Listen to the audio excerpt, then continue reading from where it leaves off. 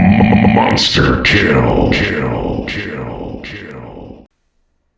So today I'll be running the ZisWorks 28-inch at 480Hz, running at 960 by 540, currently the only resolution able to hit that 480Hz refresh rate. If you want to find out some more information about this ZisWorks kit, it'll be down in the description. You can buy the kit as well as a link to the monitor I used during the modification. So the game that I instantly thought of using as a demonstration for this was the freshly updated Quake 2 RTX. And in the menu here, we can see that I'm running the 960 by 540 at 480Hz mode, running with everything on and global illumination set to low, just to get as many FPS as we can. I found at this resolution that there wasn't enough impact between low, medium and high to take away the benefits of having a much higher frame rate at low. So between low and high, there's about an 80 frame rate difference, and even though we're not reaching 480Hz, every bit counts. So let's get into the game now. Let's go nightmare mode. And here you can see it's running extremely smooth, 350 frames. Not maxing out that 480Hz refresh rate, but compared to running this at 1080p, which gets you about 100 frames, it's a lot better. And at this resolution, it's almost staying true to the original source material. So as you can see, the effects of RTX, the whole thing is getting lit up down here. The bullet traveling through actually emits the light, and it's pretty amazing.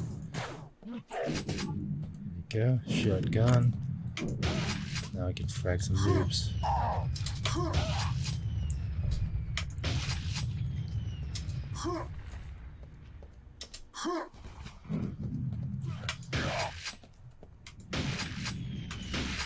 Now, right now I've got it set to the original skybox of Quake 2. Let's get Earth. Now the whole thing is black. So in this mode, it's almost essential to fire a few pistol rounds just to be able to find out where you're going. Here we go, some elite armor. And we're back where we started, but now with a awesome shotgun.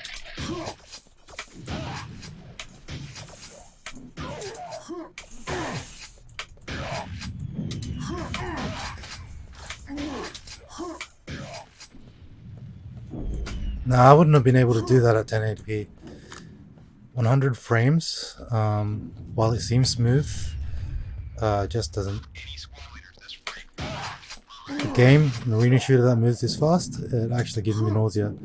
So running at this refresh rate, this amount of frames per second, actually really helps. I actually really enjoy the game running this resolution and frame rate.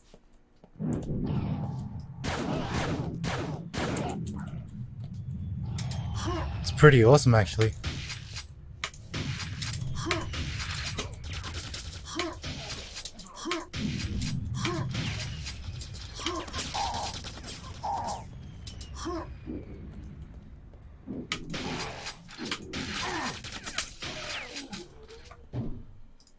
So let's go through all the global illumination modes now. We'll go off initially. 460 FPS.